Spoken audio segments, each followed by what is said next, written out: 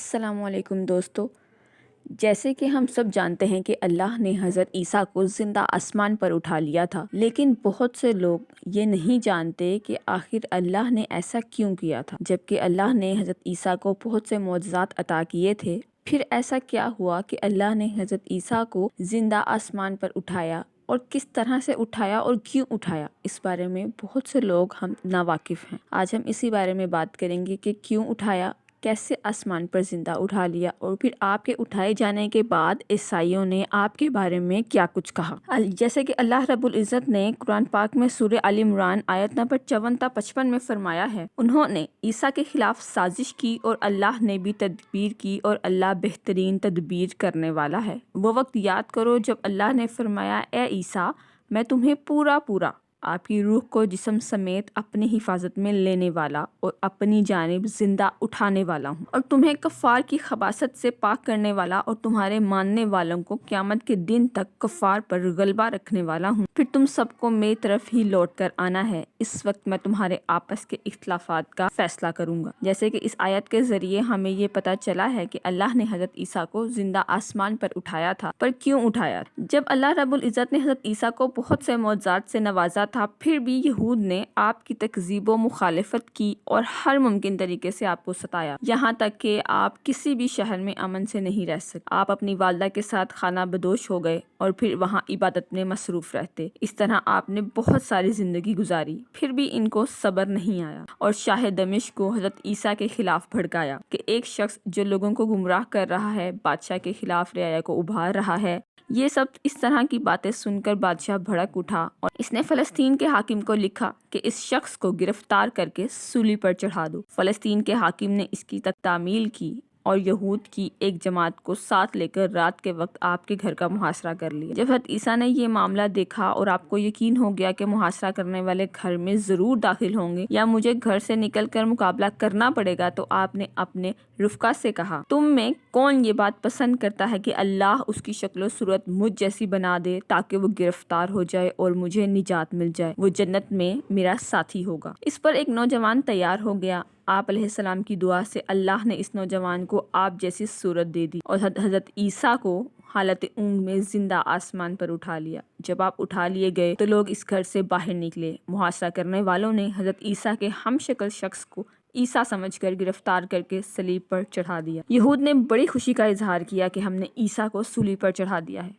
عام عیسائیوں نے بھی لا علمی کی بنا پر ان کی بات مان لی، حالانکہ حقیقت میں وہ حضرت عیسیٰ کو سولی دینے میں ناکام رہے تھے۔ اللہ تعالیٰ سورہ نساء کی آیت نمبر 155 تا 158 میں فرماتے ہیں، بنی اسرائیل کو بجلی کے پکڑنے کی یہ سزا ان کے عہد توڑنے، اللہ کی آیات کو نہ ماننے، انبیاء کو ناحق قتل کرنے اور ان کے یہ کہنے کی وجہ سے تھی کہ ہمارے دلوں پر پردے پڑے ہیں، حالانکہ اللہ نے ان کے کفر کی وجہ سے ان کے دلوں پر مہر لگا دی، اس لیے ان میں سے بہت کم ہی لوگ ایمان لائیں گے۔ پھر یہ اپنے کفر میں اتنے آگے بڑھیں گے کہ مریم پر نہایت ہی برا بہتان لگا دیا، اور انہوں نے کہا، ہم نے عیسیٰ بن مریم کو جو اللہ کے رسول تھے قتل کر ڈالا، حالانکہ انہوں نے نہ تو ان کو قتل کیا اور نہ سولی پر چڑھایا، لیکن ان کے لیے ان کی مشابہ صورت بنا دی گئی۔ جن لوگوں نے ان کے بارے میں اختلاف کیا وہ شک میں مبتلا ہیں، ان کے پاس سوائے گمان کے پیروی کے یقینی علم نہیں ہے۔ بلا شبہ انہوں نے ان کو قتل نہیں کیا، بلکہ اللہ نے انہیں عیسیٰ کو اپنی طرف اٹھا لیا، اور اللہ سب پر غالب خوب حکمت والا ہے۔ قرآن پاک کی آیات سے یہ بات واضح ہے کہ اللہ نے حضرت عیسیٰ کو زندہ آسمان پر اٹھایا تھا، انہیں سولی نہیں چڑھایا گیا تھا۔ لیکن جب اللہ نے حضرت عیسیٰ کو زندہ آسمان پر اٹھا لیا تو آپ کے ماننے والے 3 گروہوں میں بٹ گئے۔ ایک گروہ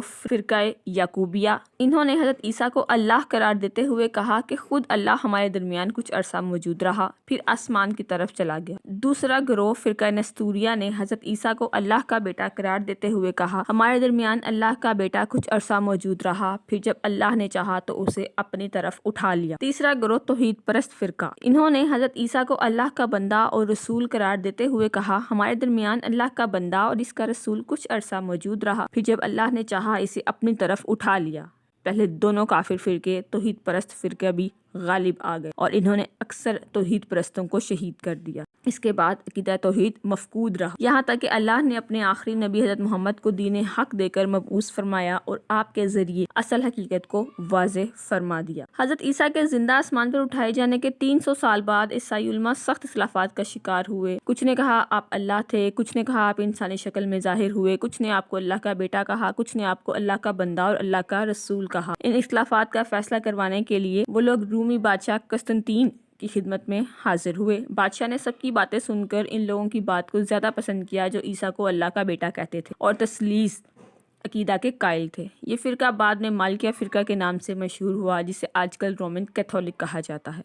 توحید پرست فرقہ بھی بادشاہ نے سختی کی، جنگلوں وادیوں میں وہ بکھر گئے اور زاہدانہ زندگی اختیار کرنے لگے۔ اس طرح ان کی تعداد کم ہو گئی، جو افراد باقی بچے وہ آپ کی نبوت پر ایمان لے آئے۔ بادشاہ قسطنطین نے حضرت عیسیٰ کی مقام پیدائش پر بیت لحم شہر آباد کیا، جو بیت المقدس سے 8 کلومیٹر جنوب میں واقع ہے، اور اس بادشاہ کی ماں ہیلانا نے اس آدمی کی قبر پر کنیسہ کمامہ یعنی گرجا گھر تعمیر کروایا، جسے لوگوں نے عیسیٰ قرار دے کر سولی پر چڑھا دیا تھا۔ اس کے بعد عیسائیوں نے اپنے گرجا گھروں میں نیک لوگوں کی تصاویر بنا کر رکھنا شروع کی، جس کی رسول اکرم صلی اللہ علیہ وسلم نے سخت مذمت فرمائی ہے۔ ایک بار حضرت ام سلمہ نے حضور اکرم صلی اللہ علیہ وسلم کے سامنے ایک ماریا نامی گرجا گھر کا ذکر کیا جو انہوں نے حبشہ کی سرزمین میں دیکھا تھا۔ انہوں نے آپ کو بتایا کہ وہاں پر میں نے تصاویر رکھی ہوئی دیکھی ہیں۔ رسول اکرم صلی اللہ علیہ وسلم نے فرمایا ان یہود و نصارہ میں چند کوئی نیک آدمی فوت ہو جاتا تو یہ اس کی قبر کو سجدہ گاہ بنا لیتے، ان نیک لوگوں کی تصاویر بنا کر گرجا گھروں میں رکھتے تھے۔ ایسے لوگ اللہ کے نزدیک اس کی مخلوق میں سب سے بدترین لوگ ہیں۔